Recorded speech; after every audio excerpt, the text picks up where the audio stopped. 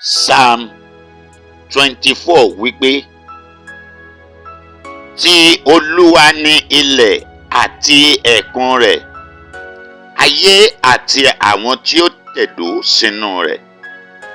Nítorí tí ó fi ìdí rẹ̀ sọlẹ̀ lórí òkun, ó sì gbé kalẹ̀ lórí àwọn ìṣàn omi.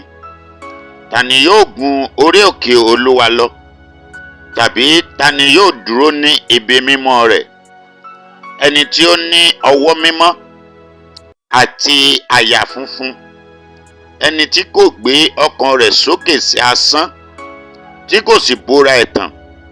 Òun ni yóò rí ìbùkún gbà lọ́wọ́ Olúwa àti òdodo lọ́wọ́ Ọlọ́run ìgbàlà rẹ̀. Èyí ni ìran àwọn tí ń ṣe àfẹ́rí rẹ̀, tí ń ṣe àfẹ́rí rẹ̀, Ọlọ́run Jákọ́bù. Ẹ gbé orí yín sókè, ẹ̀yin ẹnu ọ̀nà, kí a sì gbé yín sókè, ẹ̀yin ilẹ̀kùn ayérayé, kí ọba ògo kí ó wọ inú ilé yìí wá. Ta ni ọba ògo yìí? Olúwa tí ó le, tó sì lágbára, Olúwa tí ó ní agbára ní ogun.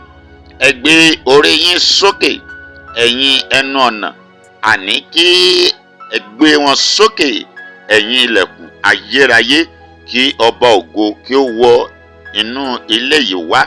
Ta ni ọba ògo yìí? Olúwa àwọn ọmọ ogun, òun náà ni ọba ògo. Hallelujah. Ní orúkọ Jésù tó ju gbogbo orúkọ lọ, àjíǹde àti ìyè, Ọlọ́run ọ̀gá ògo yóò gba ilẹ̀ wa fún wa ní orúkọ Jésù. A ó dé ilẹ̀ ìlérí. Àwọn ọmọ Ísírẹ́lì délẹ̀ ìlérí, bó tilẹ̀ jẹ́ wípé oríṣiríṣi ìlàkọjá ni wọ́n là kọjá. Ṣùgbọ́n pẹ̀lú ìgbàgbọ́ nínú mi lónìí, mo sọ̀rọ̀ jáde wípé pẹ̀lú agbára tó dá ayé àti ọ̀run, yóò rà wá padà, yóò sì gba orílẹ̀-èdè Yorùbá fún ìmọ̀ àtẹ̀rẹ́ ní orúkọ Jésù Kristi Olúwa wa. Àmín. Ilẹ̀ ẹni, òun ni ilẹ̀ ẹni. Tẹnitẹni, àkísà tààtàn. Ẹ jẹ́ kí a máa gbàdúrà, a kún fún àdúrà. Ọlọ́run ìpè Joseph Ayọ̀délé Babalọ́lá yóò gba orílẹ̀-èdè Yorùbá fún gbogbo wa ní orúkọ Jésù Kristi. A ò ní ṣẹrú ẹnikẹ́ni, Yorùbá ò ní ṣẹrú, a ò ní dèrò ẹ̀yìn, iwájú la ó máa lọ ní orúkọ Jésù Kristi. Mo gbàdúrà wípé èmi àti ìwọ lórúkọ Jésù, ní ìgbà tí orílẹ̀-èdè Yorùbá yóò bá dé, lórúkọ Jésù kò ní bá wa nínú sàré, bẹ́ẹ̀ ni kò ní bá wa nínú ìdààmú, kò ní bá wa nínú wàhálà, kò ní sógun, kò ní sí ọ̀tẹ̀, kò ní sí ìdààmú rárá ní orúkọ Jésù Kristi. Psalm 118 verse 16 wípé, ọwọ́ ọ̀tún Olúwa ni àgbéga, ọwọ́ ọ̀tún Olúwa ń ṣiṣẹ́ agbára.